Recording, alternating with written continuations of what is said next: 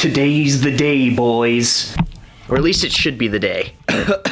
Hey, what's going on, everybody? My name is Chad. This week, we're gonna be doing things a little bit impromptu. It is my last JLPT practice test. This is probably gonna be so close. Perfect. This is my last JLPT practice test until the test, actually. So, I'm not gonna do a review of it. This is not meant to be a review, but I do have the actual Japan Foundation practice test. I bought these in Japan. I have not opened this except for the last page because I needed to get the CD out for listening practice. My goal is to remove as many variables as possible. So normally I would take this at the exact same time as the JLPT. However, because I have to make a video, which most of you guys don't have to do, so I do recommend you try and take this at the exact time that your test would normally start. I have to start early. It's about 9:30 here, so like 4 hours early, unfortunately. Also, I had the exact same breakfast that I was going to eat. I woke up, set an alarm for the time that I was going to wake up. I traditionally do not review or study on the way or the day of because it just makes me anxious. So I didn't review or study anything this morning. Everything that I could do to make this exactly the same minus what I have to do to film, I did. Then after each break, because I'm following the same structure, I will turn back on the camera, talk to you guys for a bit, and then hopefully go over what I'm thinking at the very end. We'll grade it. Hopefully, it's better than last year's. I have on my table that you guys can't see. I can't look at it either. It's turned upside down. I printed out last year's results so we could do a little comparison before and after, and hopefully get a better view for what the heck is going on with me in the JLPT. All right. I'll see you guys after the first break. What's that you say? This is a different day. I'm wearing different clothes. This is a different room. By the way, if you guys are old-time watchers of the Anime Night live stream, you probably know this area. Yeah, I know I said I would, I'd stop the camera in between and let you guys know what happened in between the test. But what happened was, my brain done cooked it. What does that mean? After an hour and 5 minutes of just grueling meh, I just didn't have it in me to then take a break, explain to you how I felt, and then also go do listening. So I was like, I'll go straight to listening. And then the best part, the listening CD didn't work. I put it in the Blu-ray player, and it was like, nah, Chad, we're not doing that today. We'll play the very first track and then nothing else. So I'm filming this the day after. Now that I have my light again, because it's winter and the days are shorter, hopefully I'll be able to get this video up on time this week. But I did take the first 3 parts of the test. I'll take the listening part sometime this week or next week. And I'll update it in the comments or something. I won't make a whole new video, but I'll do something to let you guys know how I did. But I do have 75% of the test done. Why don't we see how I did? I also, by the way, happen to have the results I had last year, so we can kind of compare and contrast and see what I did. I am thoroughly happy with my scores compared to last year's. I feel like I made a lot of progress. So what did Chad Zimmerman do exactly? I need to preface this. I don't have a choice. All the sections, if you guys know the N2, are graded out of 60 total points. The problem is each section has less than that in questions, so I'm not really sure how you're supposed to grade this as a practice test, but that's beyond the point, right? Let's stay positive. So here's how I graded myself. I'll give you guys the whole breakdown of it. I basically did on each section, vocabulary, grammar, and reading, I did how many questions I got right out of how many I got wrong. I took that percentage and applied it to 60 total points. They are weighted. I have no way to tell what the weight is. I don't think this test was designed to tell you what weight you are. I think it's just to tell you what weight you are, where you are on the weighted scale. I think it's just to, kind of give you some, like, here are some areas you need to work on, here are some things you know better, maybe help prioritize your time a bit. I will say this, out of everything that I did during this test, let me go into what I got and then let me talk about it a bit after. So, for vocabulary, I got 26 out of the 32 questions correct, which for me is like, holy crap, because last year, mind you, this is a combined grammar and vocabulary section. So I don't know exactly how I did last year, but I know on the total, I got 26 out of 60, which is less than half. So that's getting an 81.25%. Feels pretty good. I also went back with a Japanese friend over the entire test, basically talked about, maybe a mental image I had wrong. That was a couple of them where I had a incorrect association with an English word rather than just focusing on the word in context. Or the thing that I found out, which you guys will learn in the reading, was I got so many wrong that I didn't need to get wrong, probably because I panicked, is what we decided. My friend's a Japanese teacher in Japan. She is Japanese. And we just went over it, and she's like, we went over the first three I got wrong, and I didn't know what I scored on that. I didn't look at it or anything. I just read it without a time crunch, without, oh, this is going to count towards my grade. Zero pressure, just with her on Skype. And I got all of them right, without even thinking about it, because I think I have a case of bad test anxiety, and also I put too much pressure on myself. I'm not going to cure that in 2 weeks before the JLPT, but it's something to think about for next year when I go, hey, it's a test. Screw it. Then on my grammar section, out of 22, I got 10. Which, again, we went back over. I think the grammar section in general is the section that I probably misassociate some of the grammatical terms, because on the N2, some of them are pretty similar. Not on the N2 test, but I mean of the N2 grammar, they're pretty similar.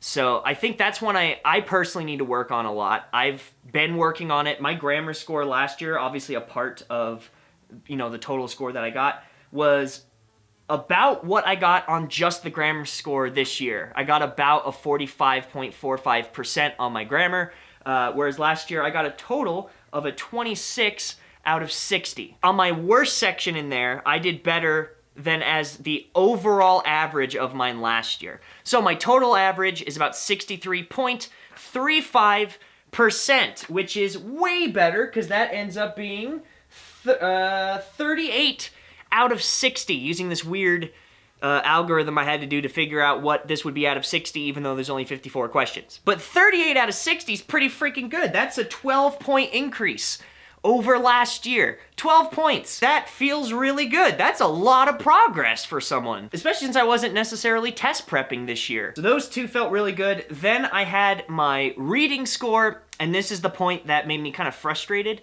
was that when I was taking the test, at this point, I was probably, an hour and a half? I was probably 40 minutes in at this point. I had lost that kind of momentum and that focus that I normally have. I'm not a super, attention-focused person. I don't think I have ADD, but I hope I don't. It was just harder for me, right? I was having a hard time focusing, and I forgot a lot of the stuff that I know about test prep, which is hey, the most important parts of pretty much every language's first paragraphs are the first sentence and the last sentence. Little basic stuff like that you guys learn, not necessarily, about the language, but just learning about languages in general, how to write papers, how to read stuff for meaning. I was forgetting a lot of that. So I got a 7 out of 21, which is still passing. It's 33.35%. I think that should be 33%. So still passing. 19 points is what you get if you want to pass. I believe I got 20 out of 60, so I was 1 point above the minimum you need for the reading to pass.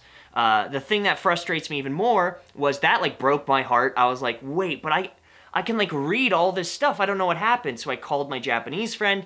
We Skyped for an hour, and I just read aloud the questions, the prompts, and then read the thing, and then she said, okay, what's the answer? And I would say the answer, and she goes, yep, you're right. And I would look in the back, and it's oh yeah, I'm right. It happened for the 3 that we did during that period, and so she helped me feel better that it wasn't necessarily a knowledge thing, it was probably a combination of 2 things. I'm not used to taking long tests, so my brain was a little bit cooked.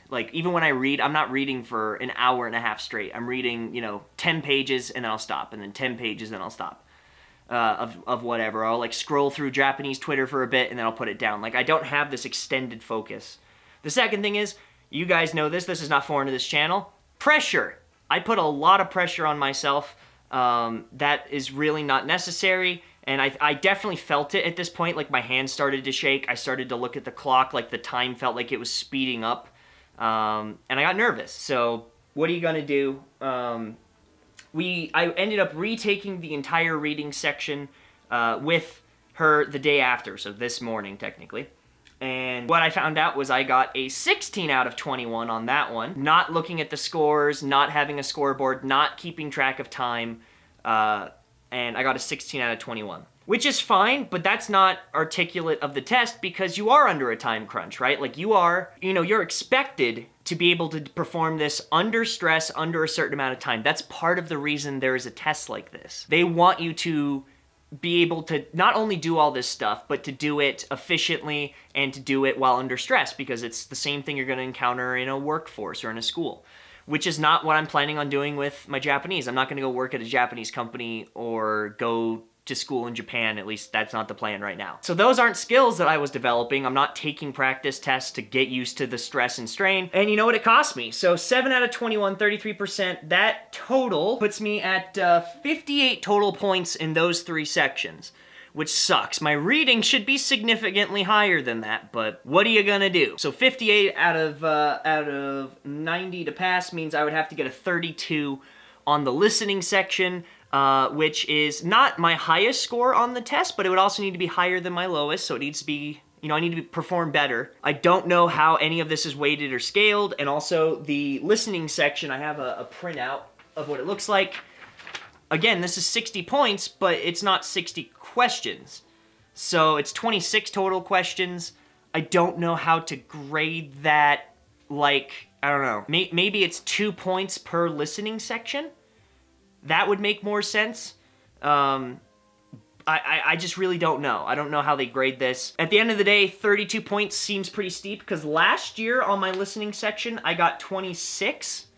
Well, I guess it's not that steep, huh? What do I need, 30, 32? 6 extra points this year. I don't know. I don't think that's impossible. In fact, since a lot of the listening section, how do you call it? It's like 1 out of 3 instead of 1 out of 4. Like 12 of the total questions only have 3 possible answers, which is pretty good. That means, I mean, you could probably just go C all the way down, or whatever it is, and get at least a 33, right, on that section. Getting a 32 probably isn't that hard on that, but I would like to see my reading go up, so I'm going to spend a lot of time reading before the test. I'm going to spend a lot of time going over this test specifically. What did I get wrong? Why did I get it wrong? Trying to understand precisely where my woogitiness was in it.